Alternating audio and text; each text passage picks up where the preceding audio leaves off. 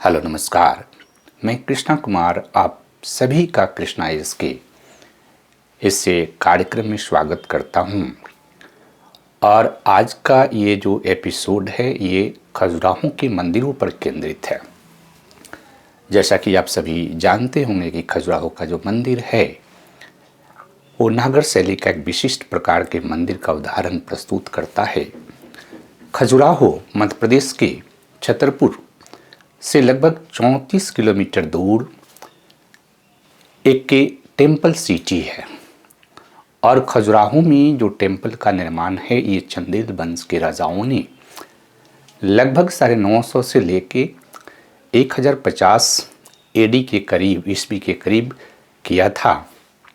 आप सभी जानते होंगे कि यशोवर्मन ने कालिंजर पर अधिकार करके और चंदेल वंश को एक बहुत ही मजबूत राजपूत वंश के रूप में मध्यकाल में स्थापित पूर्व मध्यकाल में स्थापित करने का प्रयास किया। उसके बाद धंग ने खजुराहो को एक टेम्पल सिटी के रूप में डेवलप करने का प्रयास किया जिसमें कई मंदिरों का निर्माण उसने किया। धंग के बाद विद्याधर चंदेल जो कि मोहम्मद गजनवी ने जब 1022 ईस्वी में अटैक किया था तो उस समय चंदेल वंश का शासक विद्याधर चंदेल था।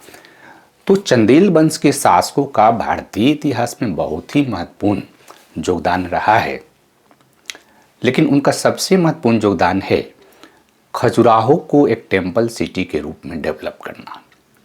हालांकि खजुराहो में लगभग 85 के करीब मंदिर थे, लेकिन बहुत सारे मंदिर जो है टूट गए और विध्वंस हो गए। अभी भी 25-30 मंदिर वहाँ पर विद्यमान हैं। और खजुराहो में जो मंदिर हैं उन मंदिरों को अगर आप देखें तो मुख्यतः 3 तरह के मंदिर वहाँ पर हैं। एक तो शैव मंदिर है, शैव मंदिर, दूसरा वैष्णव मंदिर है और जैन धर्म से संबंधित मंदिर भी है। यानी कि चंदेल वंश के शासकों ने हालांकि शैव धर्म को संरक्षण प्रदान किया था, वैष्णव धर्म को भी उन्होंने संरक्षण प्रदान किया था, लेकिन जैन धर्म प्रति भी वे सहिष्णु थे, है ना। तो एक तरह इन चीज़ों को देखने से क्या लगता है कि जो हमारे चंदेल वंश के शासक थे ये धर्म के मामले में बहुत ही सहिष्णु थे और धार्मिक सद्भाव स्थापित करने के लिए भी उन्होंने न केवल वैष्णव शैव धर्म के मंदिरों का निर्माण करवाने में महत्वपूर्ण योगदान दिया, बल्कि उन्होंने जैन धर्म को भी संरक्षण प्रदान किया। और इस तरह से जो खजुराहो जो है आज की डेट में भारत का एक ऐसा टेम्पल सिटी है जो विश्व विरासत में शामिल है। वर्ल्ड हेरिटेज के रूप में खजुराहो को जाना जाता है। लेकिन चूंकि आप यूपीएससी की तैयारी करते हैं और आपसे प्रश्न पूछा जाता है या प्रश्न पूछे जाने की संभावना है कि खजुराहो के मंदिर स्थापत्य जो कला है वो नागर शैली के मंदिरों में एक विशिष्ट शैली का प्रतिनिधित्व किस प्रकार से करता है। तो सबसे पहले जब आप मंदिर की बात करते हैं तो मंदिर के अंतर्गत हमने पहले ही बताया है कि मंदिरों के संदर्भ में लिखने में एक तो उसके हॉरिजॉन्टल जो विस्तार है उस पर हमें बल देना चाहिए और दूसरा वर्टिकल विस्तार पर बल देना चाहिए। तो सबसे पहले इस टॉपिक को डिस्कस करने से पहले आप एक खजुराहो के एक मंदिर को आप देखिए स्क्रीन पर। आप इस को बहुत ही ध्यान से देखिए कि स्क्रीन पर जो आपके सामने मंदिर है तो खजुराहो के जो नागर शैली के मंदिर हैं उसकी कुछ महत्वपूर्ण जो अंग हैं, कुछ महत्वपूर्ण जो पार्ट्स हैं, कुछ महत्वपूर्ण विशेषताएं हैं, उन विशेषताओं को आप स्क्रीन पर देख करके और आप उन विशेषताओं को रिमेंबर कर सकते हैं। जैसा कि आप देखेंगे कि नागर शैली के आम तौर पर मंदिर चारदीवारी में नहीं बनाए जाते थे, तो खजुराहो का यह मंदिर जो सामने स्क्रीन पर दिखाई दे रहा है किसी चारदीवारी में नहीं बना हुआ।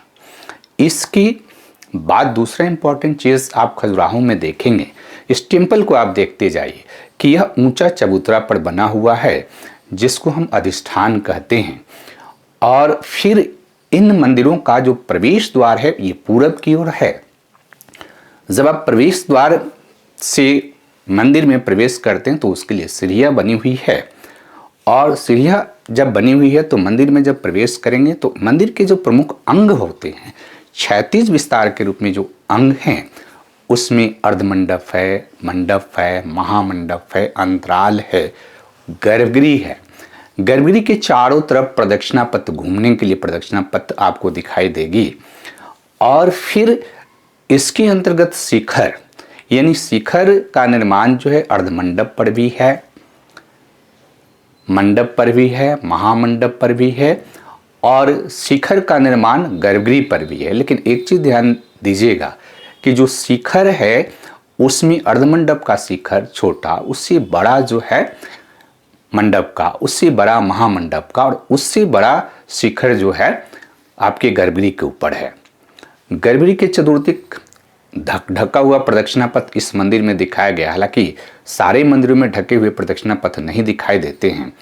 एक और चीज ध्यान रखिएगा कि शिखर के ऊपर, ये जो शिखर है वक्राकार है, और शिखर के ऊपर आमलक और उसके ऊपर कलश ये दिखाई देती है। लेकिन आप ध्यान से देखिए कि शिखर के ऊपर भी छोटे छोटे शिखर बने हुए हैं, जो खजुराहो के मंदिर स्थापत्य कला की एक विशिष्ट विशेषता को दिखाता है, जिसे हम अंग शिखर या उरु श्रृंग कहते हैं। ये यहाँ की एक विशिष्ट विशेषता है। तो जब आपने खजुराहो के इस टेम्पल को देखा तो इस टेम्पल से आपने ये देखा होगा कि टेम्पल के अंतर्गत सभी अंगों को दिखाया गया है। साथ ही साथ अगर आप मेंस के प्रश्नों का आंसर करते हैं तो खजुराहो के जो मंदिर हैं उन मंदिरों के अंतर्गत बाद के दिनों में पंचायतन मंदिर का डेवलपमेंट भी दिखाई देता है। तो अगर मंदिरों का क्षैतिज अगर विस्तार की बात किया जाए तो उसके लिए हमने इससे वीडियो में 2 डायग्राम यूज़ किया है। आप उस डायग्राम को देख सकते हैं कि मंदिरों का क्षैतिज विस्तार कैसे है। जैसा कि आप स्क्रीन पर जब डायग्राम को देखेंगे तो फर्स्ट जो डायग्राम है वो ऐसे मंदिर का डायग्राम है जिसमें सिंगल मंदिर है, और उसमें आप देखिए कि जैसे ही आप ईस्ट की ओर से प्रवेश करते हैं तो अर्धमंडप, मंडप, महामंडप, अंतराल और गर्भगृह को दिखाया गया है, और गर्भगृह के चारों तरफ चतुर्दिक जो है उसमें प्रदक्षिणा पथ भी दिखाई देता है। लेकिन जब आप दूसरा जो डायग्राम आप देखते हैं, दूसरे डायग्राम में भी आप देख सकते हैं कि ये डायग्राम जो है पंचायतन मंदिर का है।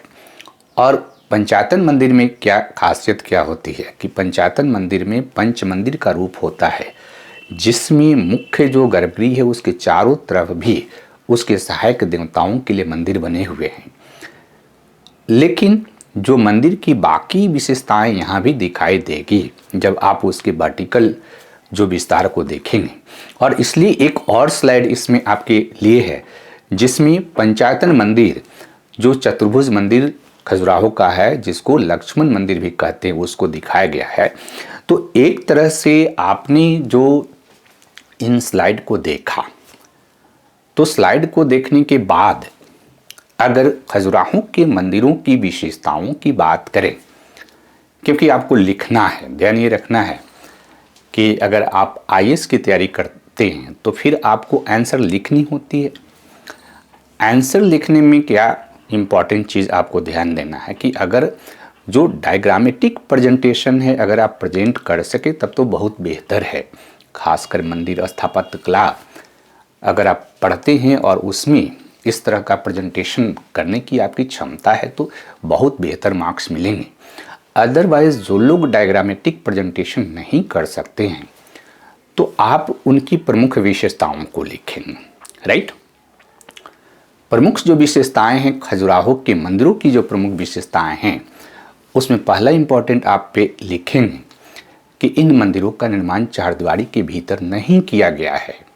मंदिरों का निर्माण एक ऊंचे चबूतरे पर किया गया है। मंदिर का जो प्रवेश द्वार होता है पूरब की ओर होता है। मंदिर में प्रवेश के लिए सीढ़ियाँ बनी होती है। जब मंदिर में प्रवेश करते हैं तो सबसे पहले अर्धमंडप, मंडप, महामंडप, महामंडप के बाद जो है एक अंतराल होती है और उसके माध्यम से गर्भगृह में प्रवेश करते हैं। गर्भगृह के चारों तरफ प्रदक्षिणा पथ का कॉन्सेप्ट खजुराहो के मंदिरों में है, लेकिन एक चीज ध्यान रखना है कि गर्भगृह के बाहर के प्रदक्षिणा पथ के आधार पर खजुराहो के मंदिरों को दो भागों में बांटा गया है, एक निरंधार और दूसरा संधार।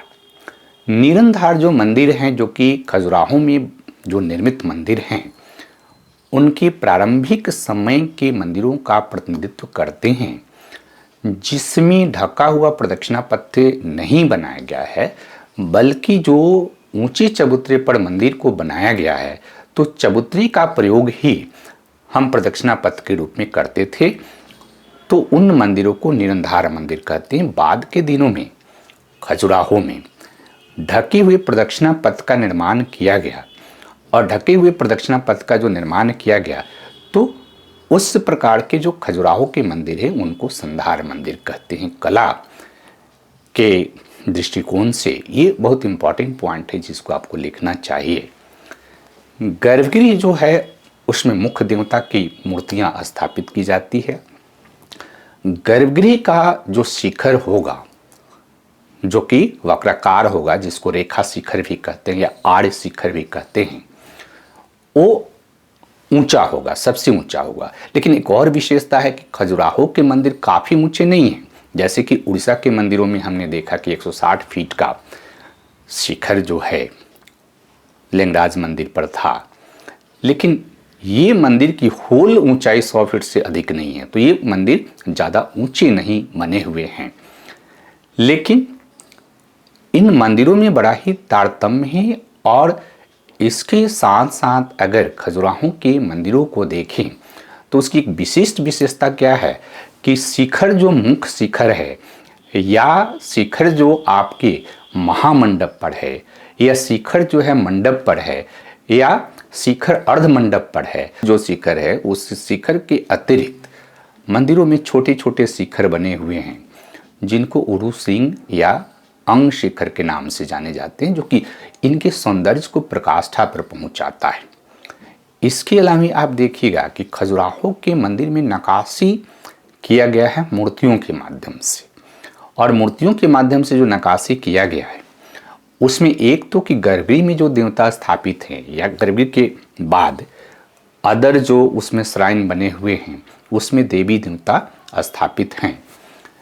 उन देवी देवताओं के अतिरिक्त जो देवता हैं उनके परिवार के लोगों की मूर्तियों का निर्माण भी किया गया है। जैसे कि आप देखेंगे कि राम सीता, या बलराम और रेवती का, या शिव पार्वती, गणेश, अलग अलग जो देव मंडली है, देव परिवार है, उन देवताओं के परिवारों से संबंधित मूर्तियों का निर्माण भी इसमें किया गया है।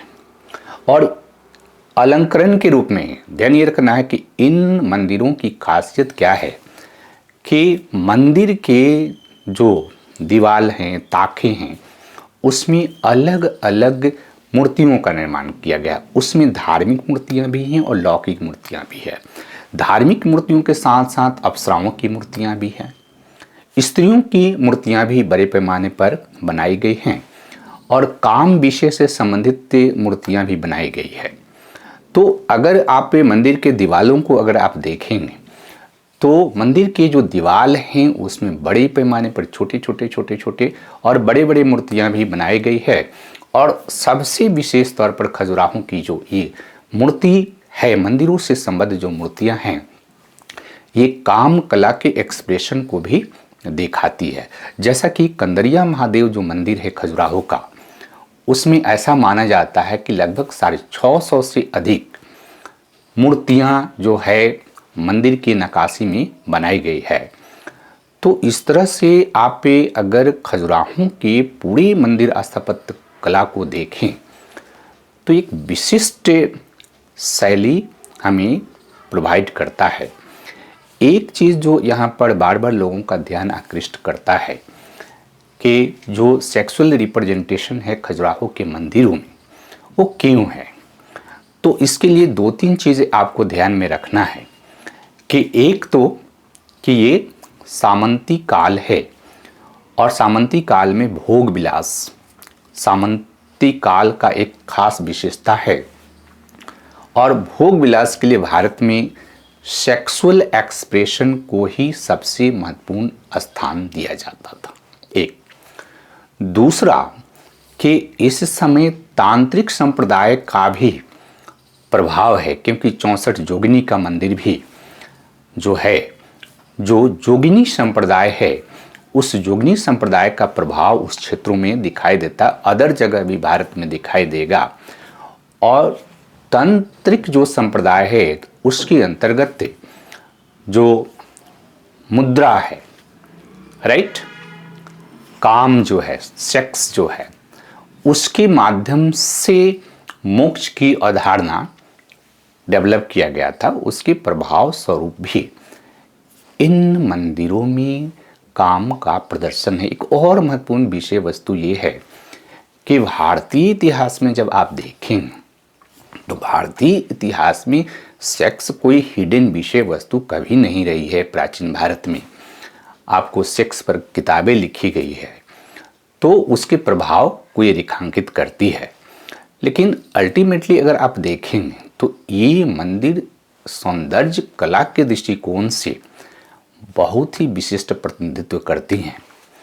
और इसलिए ये मंदिर जो है न केवल मंदिर स्थापत्य कला के दृष्टिकोण से बल्कि मूर्ति कला के दृष्टिकोण से भी बहुत ही अनुपम उदाहरण है भारतीय संस्कृति के विकास के लिए। और इसीलिए इसको विश्व विरासत में शामिल किया गया है। तो आप इन सारी चीज़ों के माध्यम से आप खजुराहो के मंदिर को समझ सकते हैं और उस पर आप लिख सकते हैं। और इन चीज़ों को ध्यान में रखते हुए अगर आप प्रश्न को तैयार करें तो निस्संदेह आप जो स्थापत्य कला है या जो कला से संबंधित विषय वस्तु हैं उसमें आप बेहतर प्रदर्शन कर सकते हैं। Thank you.